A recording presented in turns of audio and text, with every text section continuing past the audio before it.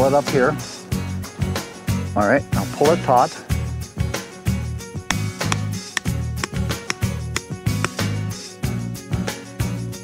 We are done. Yay! So here we are in our open-faced, lean-to style tent. But I'm not quite sure, Dick, why this is more beneficial. All this openness, I would think it'd be kind of cold. Well, first I want to tell you that this tent is made down in Minnesota by Frost River, where I grew up. Right. And I have spent literally thousands of nights under a Whalen lean-to. And one of the reasons why is I like the spaciousness. Look around you. You've got a tremendous amount of space for a very small amount of weight. We have really 4-season comfort with a fire in the front. When it gets really cold, we put a reflector behind the fire. And then look at the kind of view that we have. We can stay in contact with the rising and setting of the sun, watch the northern lights, and I've even called a moose from here. I'd like to hear you do that. All right. That's a lovesick cow moose, and the bulls come for it. Now, we need to have that fire I was talking about? Right. Okay, so that's what we're going to do now. Great.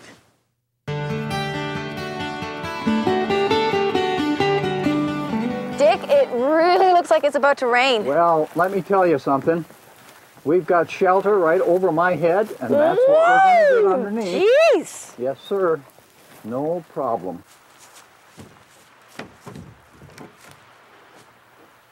There, now the bar.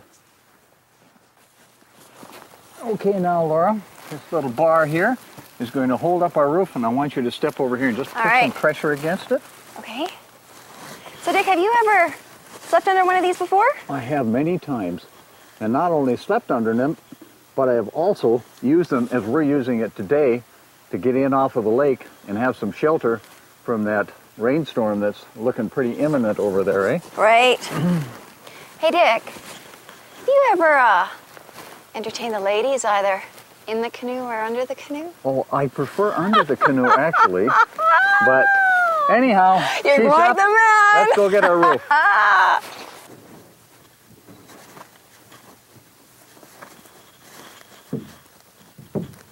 I think Laura's going to like this.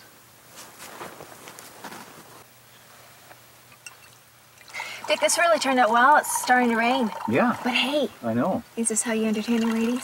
Well, not just with a cup of tea, I can tell you. No, but really, this is a good idea for shelter, hey? Yeah, very quick and improvised. Yeah, right. Okay. Cheers. What do you think? Cheers well done. Is right.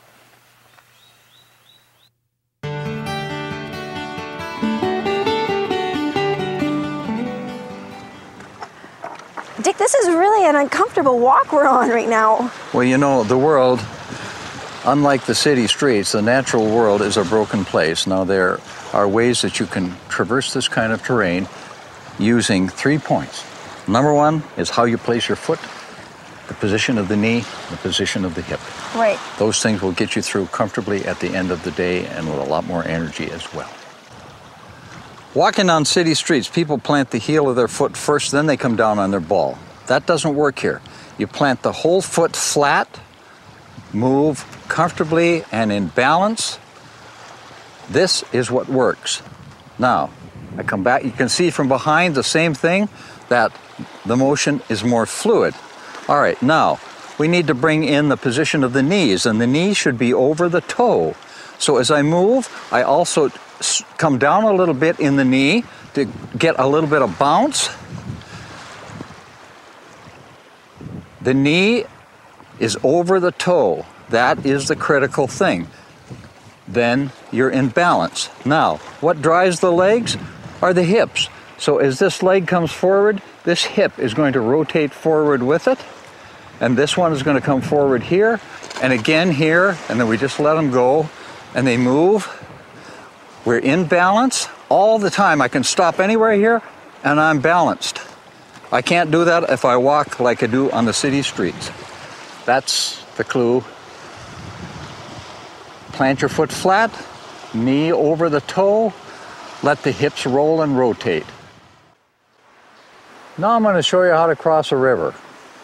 First, I plant my pole solidly against a rock to create 3 points, a tripod with my 2 legs and the pole. Plant. 1, 2. Plant. 1, 2.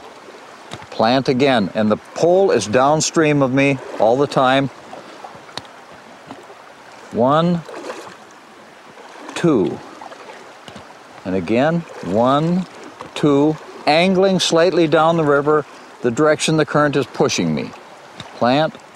1, 2. Plant. That's solid. 1, 2. Plant again. That's a good one. 1, 2. Plant again. 1, 2. And remember, these rocks are really slippery, so having this support is extremely valuable, even if the current's not too strong. 1, 2, and 1, 2, and I'm in ankle-deep water, and I'm home free. Dick, this is really steep. It is quite steep, but there are ways of traveling on this which ease it out and smooth it out, make it go easier. Yeah? Yeah, right. Notice, I'm going to plant my foot here, move this one over. Just a small step, right? Notice, my knee is over my toe, my hips are over my knees, and planting the pole below me helps me maintain that. Now, that's a little bit larger step, but it was on very solid, flat area. So I keep on just moving along like this. I'm not huffing and puffing. No, you're not. I'm not in a hurry. Don't be in a hurry when you're on mountain slopes. Just work your way up, step at a time, especially in the steeper sections like this. So at the end of the day, you're going to be much more comfortable than what I'm doing, which is just walking straight up. You're not going to be out of breath because you made a bit of a climb. Right. So now when I start down, it's the same thing. Notice, weight over that, I'm in balance.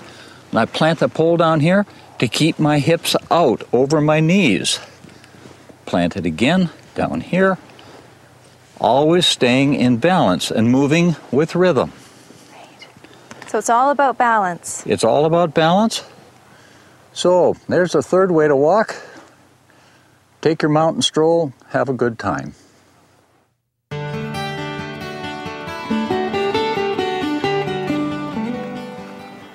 Dick, this was a gorgeous walk you just took us on. Thanks very much. Hey, listen, I'm wondering, are there bears in the woods here? There can be bears in the woods anywhere in North America. Really? Yeah, wilderness and things, lots of areas that aren't called wilderness as well. Okay. Well, listen, I have a personal fear of running into a bear when I'm out backpacking, and I'm sure there's many viewers who are also a bit uncomfortable about that idea. Right. Could you explain to us a bit about the mood or what's going through the bear's mind when they see us? Right. Well, I can get in a little bit. Okay. I don't know exactly what's in his mind, but one of the first kinds of bears that you're going to probably encounter will be a bear, which I call an inspection bear, standing up on his hind legs in order to get a better view, because he wants to know about you. Okay. He's trying to get your scent. If he can't get your scent, he's going to be moving around trying to say, what the heck is that going on out there? Right. So the inspection bear is trying to find out more about me. What do I do when that bear's checking me out? Let me show you. Okay. The single most important thing to remember is don't run and don't stare at the bear. It's intimidating. What you want to do is back out slowly, soft voice, talking to him, just telling him you got someplace else to go. Yeah, you know that it's his territory, not yours. You got a date with a nice lady at home. You know, you just want to leave, cause no trouble to anybody. So that's the inspection bear. What's the second kind of bear, to understand? Well, I think one of the most commonly encountered ones is what's called a defensive aggressive bear. Let's just imagine you've encountered a sow with cubs. Okay, she's going to be very defensive about those cubs. She may send them up a tree, and then she's going to turn to you, and she doesn't like what she sees.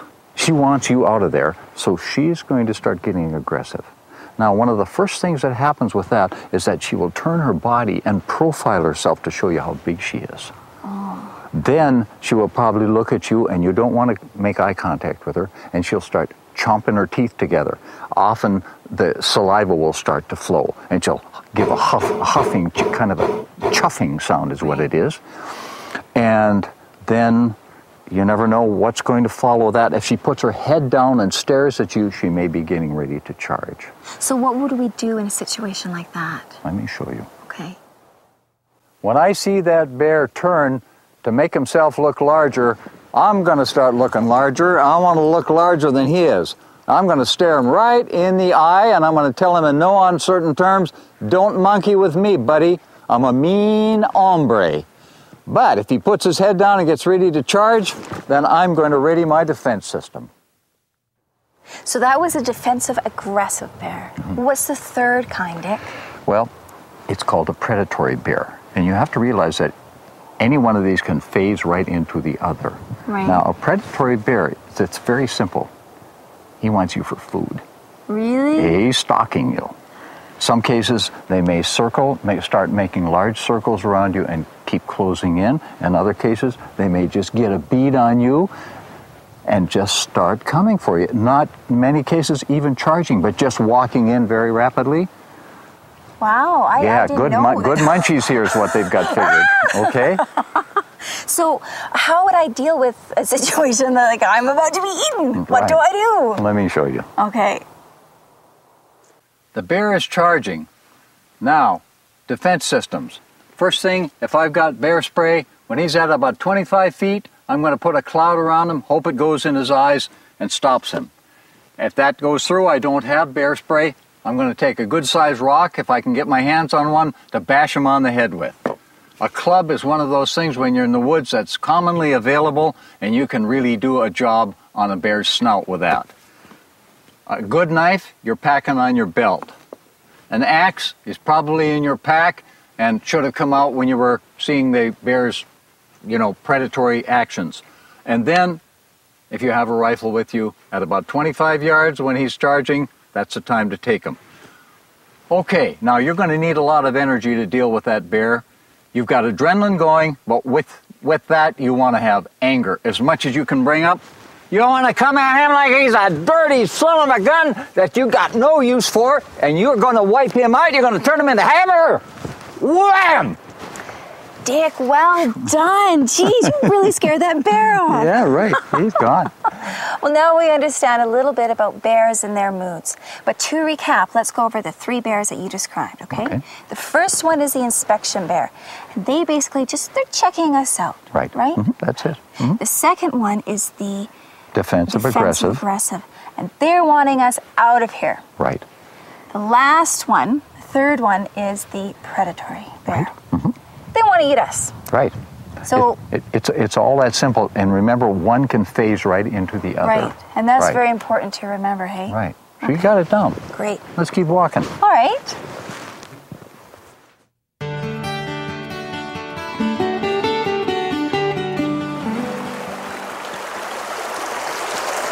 Hey there, Dick. So is this your favorite watering hole? When I want pure water, yeah, it is. So actually, this water looks very nice, but are there diseases in here that I could contract from just drinking it like this? There certainly are. Yeah. You can't tell by looking at the water. It can be full of different microorganisms that can injure you seriously. Right. And it looks like you've actually got a piece of equipment that can help us purify our water. This is a water filter system, obtainable all across the country. Right. They work very, very effectively. And if you don't have that, or you want something compact you can carry with you all the time, iodine tablets or water purification tablets. How does that taste, though? Yeah, it's not that great. Questionable? But if you've got water that's got sediment in, you pull out your silk scarf, you pour the water through the silk scarf into your bottle, and then boil it. And you don't have to boil it a long time. As soon as you bring it to a boil, you've killed everything. But shouldn't you have basically a rule of thumb that when you're out in the woods or camping or whatever and you have to get water, you should always boil your water? Yes, if it's not gone through one of these other systems. Yeah. Right. Okay, to recap then, there's basically three ways of looking at taking out the bacteria that's in our water. First way is the filtration system. And if we don't have that, we could turn to iodine tablets. And finally, if we don't have that, we have our trusty silk scarf on, we could use that as long as it's accompanied by boiling our water. Right. I think I'd like a cup of tea. I would too. I'm going to go collect some fireweed and I'll meet you up the hill, okay? I'm right behind you. All right.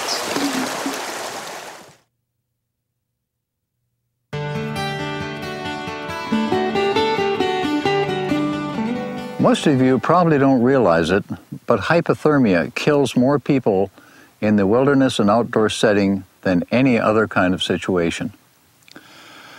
Hypo means depressed, thermia means temperature, and that's exactly what happens. The body temperatures start to fall, particularly the core temperature. So that's what's going on. When does it occur? It occurs in situations that may seem quite subtle.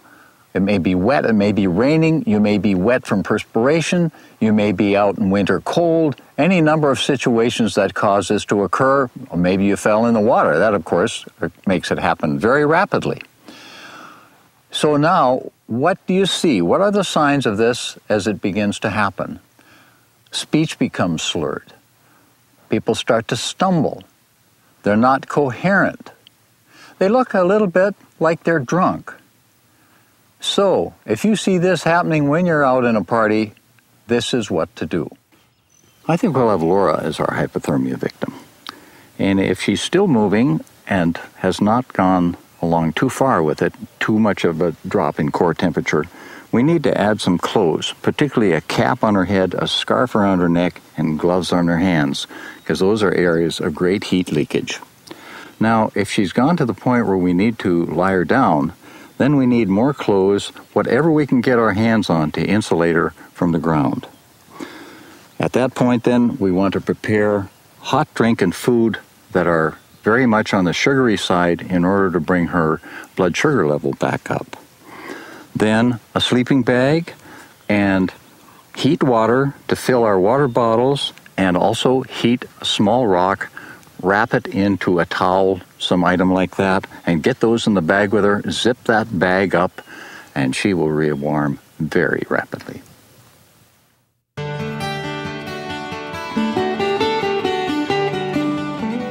I've been living in the wilderness for most of my life, and that's a pretty long time. Every season of the year, somebody is getting lost. Sometimes it's hikers, sometimes it's hunters. The problem is learning how to get found. And that's one of the things that we're going to show you in this particular segment.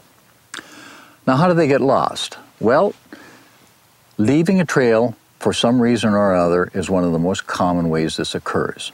Sometimes people have a deadline, they figure they're going to save some time by taking a shortcut. Suddenly they find, no, this is wrong. Or maybe they've just left very innocently to take a photo and they go a little bit farther, so they lose sight of the trail. They're in trouble.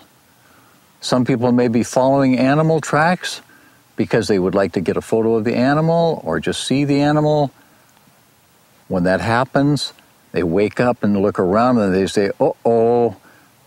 They become disoriented and panic. So, here's what to do. If you're lost, the first thing that you've got to do is stop. Slow down. Let your heartbeat and your breath slow down and think.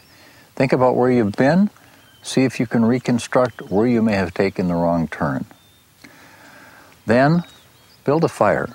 That will cool you down and warm you up at the same time. Have a bit of food to get your blood sugar up. Your brain needs that to function properly. Now, if you don't come up with a solution to how you got lost, just stay put. People will soon be looking for you. In the event of a passing plane or boat, use a signal mirror. If you don't have a signal mirror, take your Brunton Ranger compass and use that to signal with. If you have no results there or nothing is passing you by, get out your orange bags, arrange them in an open spot in a meadow along a beach, 3 of them in a row equally spaced out. That signals emergency and need for help. Then, if it comes to be that you're going to be staying overnight, construct the log bivouac and you will spend a comfortable night. Very important to keep yourself together, keep up your energy. If you begin to hear any sounds around you that sound like somebody might be coming, use your whistle. Don't shout, you'll get hoarse in minutes. The whistle, 3 blasts, evenly spaced. The interval just as long as the sound of the blast.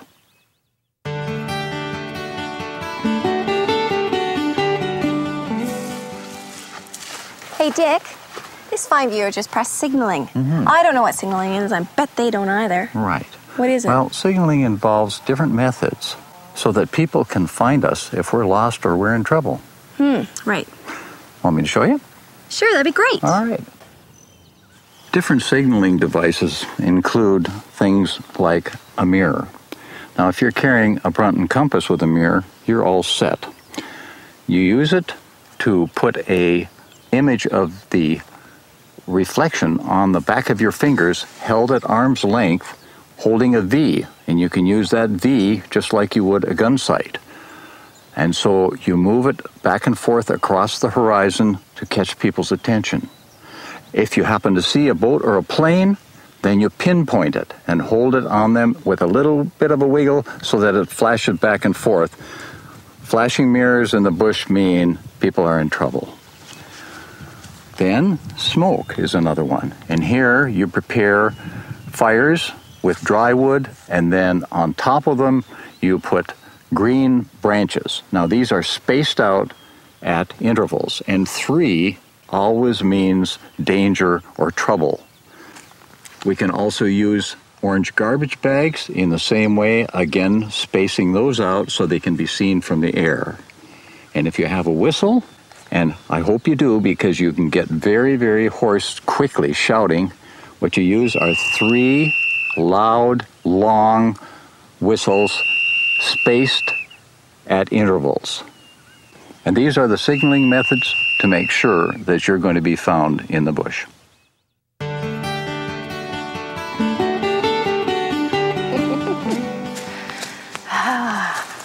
Whoa, Laura. Yes. What do you see here? I see lots of leaves and a rotten old log. Well, you'll be surprised to know that this can be made into a comfortable place to spend the night. It's called a log bivouac. And if you happen to be traveling the trail, it's getting dark, or you're lost, you need a temporary place to stay, this can be it. This isn't making sense to me. I don't understand where I'm supposed to sleep. The word bivouac is a French word, and it means temporary stay. That's exactly what this is going to be. I'm going to show you how to do it. On the ground? On the ground. Okay. Laura, for a log bivouac, the first thing you need is as large a log as you can find. Be sure that it is dry. Then comes a roof. We can do this with poles that are pushed in over the top of the log into the ground and covered with garbage bags or a small tarp if you happen to have one. Then we make a bed, and we can do that by using conifer boughs that are crisscrossed, or leaves, or a combination of both so that it's really comfy. Then, of course, you need some fire to keep warm, and here we're going to make a long fire, about 4 feet long. We're not going to cut up the wood. We're simply going to be pushing it in. That way we utilize all of it, don't have to bother with chopping it. Then we lie down for a nice comfy sleep.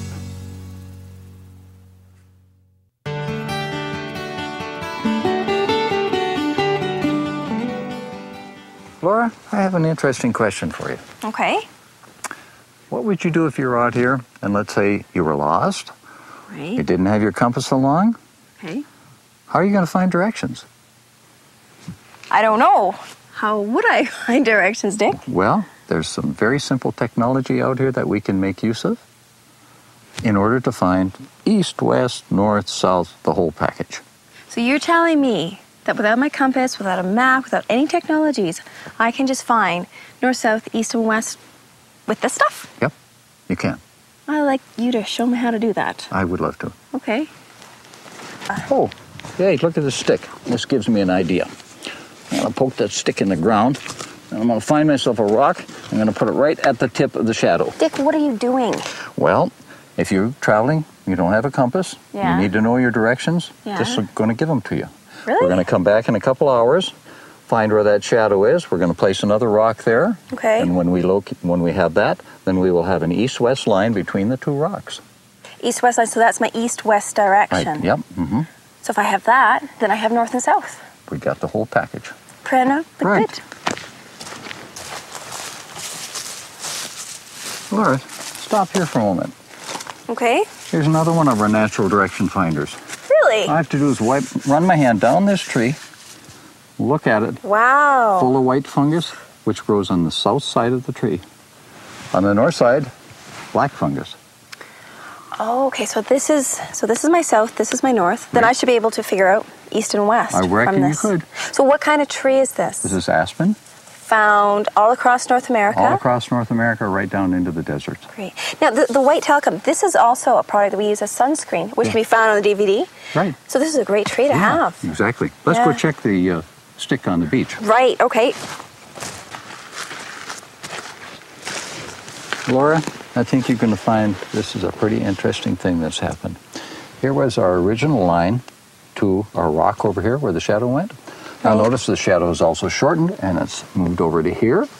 So we want to indicate that with the rock and low, an east-west line. So if you gave me this stick and I put it in the middle, then I'd have a north-south, giving us a natural compass, right? Right on. So overall then, Dick, when we're in the land and we're without a compass, there's basically two different ways to find our direction.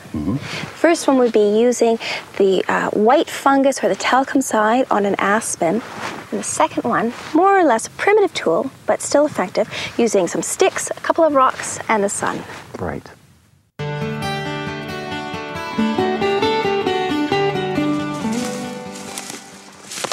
Laura, do you know where you are? Yes, I do, Dick.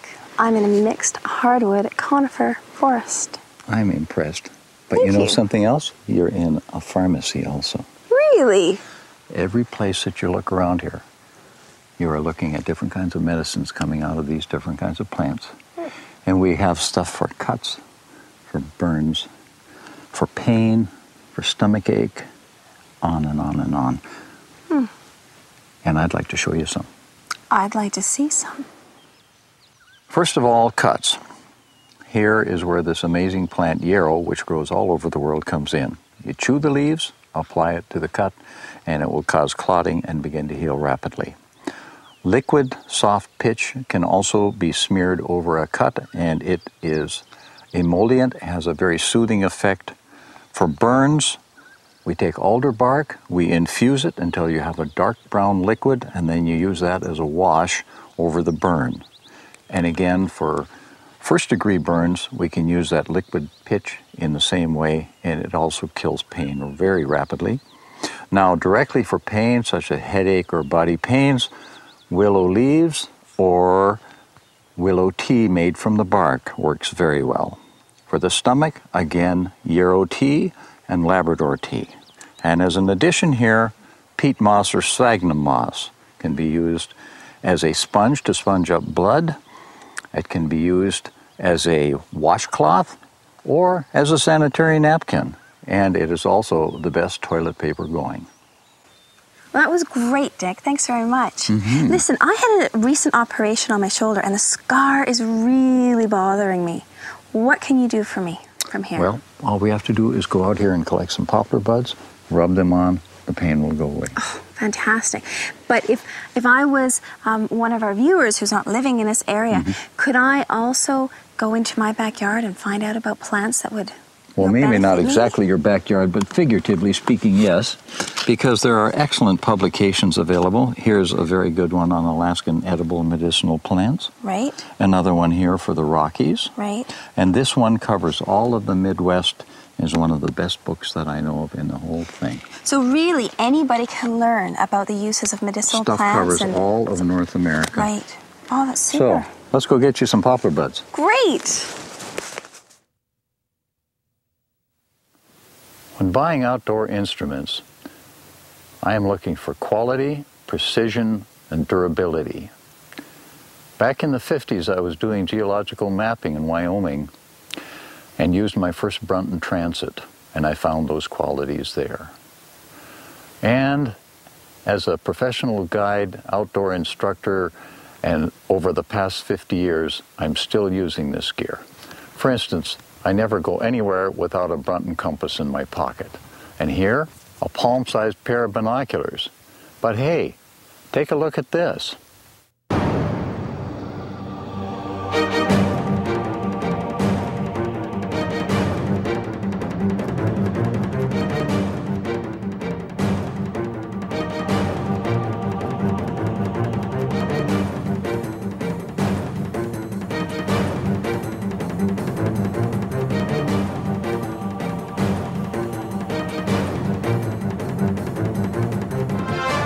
Brunton. Get out there. Since I began using Brunton gear those many years ago, they have come out with an amazing variety of new things, which I would like to show you a sample of just a few. Over here we have portable power from the sun for powering either your cell phone or your digital camera. Then we have butane-powered equipment. Here, a lantern that puts out an amazing amount of light and lasts for hours. And the same thing can be said about the stove, which is very hot. Here, a super compass, which even has cards in the back of it on survival information. Over here, a kayak compass that straps right on top of your kayak. And here, a GPS, which, like Brunton likes to say, keeps you found. We want to thank Brunton for being our presenting sponsor. And Brunton says, get out there. And they are the best instruments for outdoor adventure. And after this short DVD is over, we want you to go to brunton.com using the link, and then get out there. I see that you've chosen the knife category.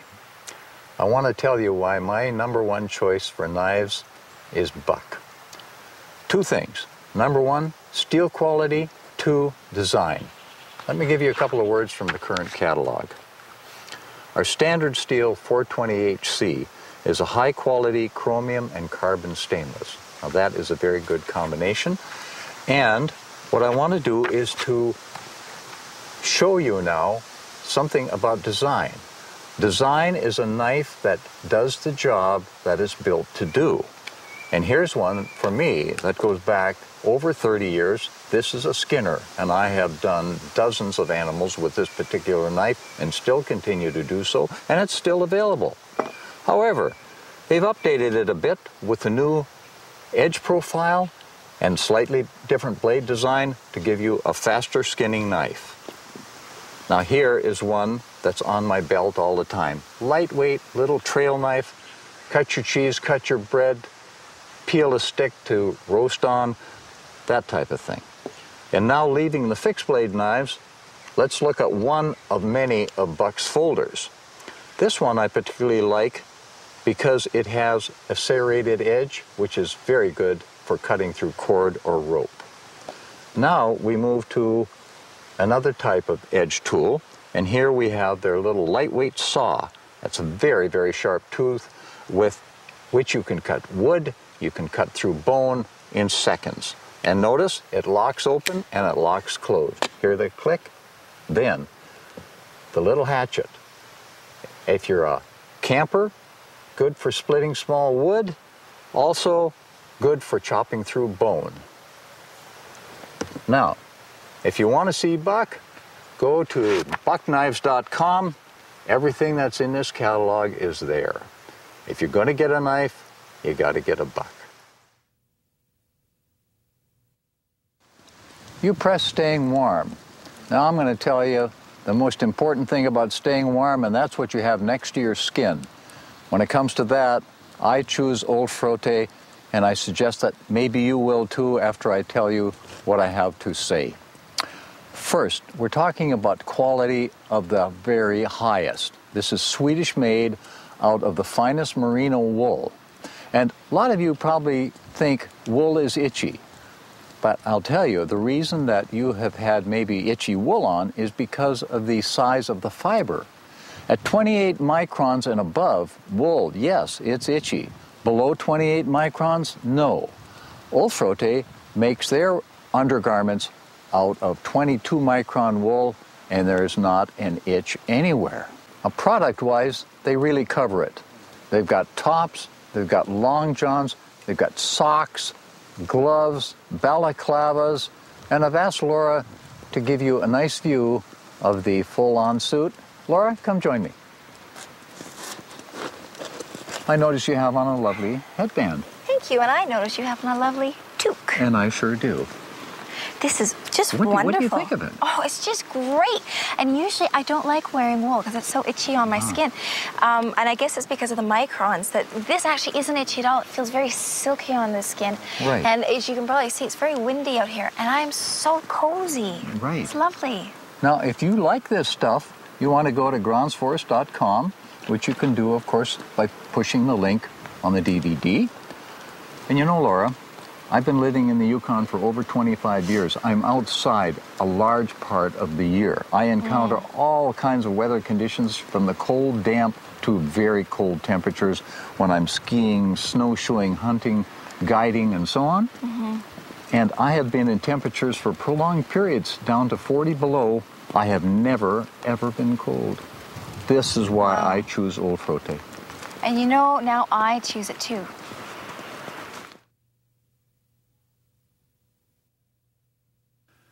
You know, I've lived in some mighty fine country in North America. I grew up in the boundary waters of Minnesota, spent a couple of years as a ranger in Glacier Park. I was 4 years with Fish and Game in Idaho. I lived in Jackson Hole, but let me tell you, none of them equal what I have found here in the Yukon in the way of variety of experiences, country, beauty, you name it. Let's have a look.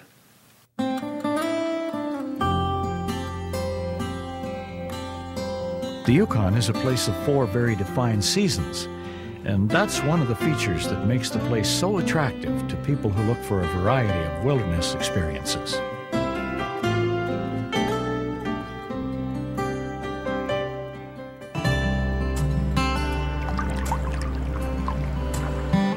Robert Service rhapsodized about the summer. No sweeter was ever.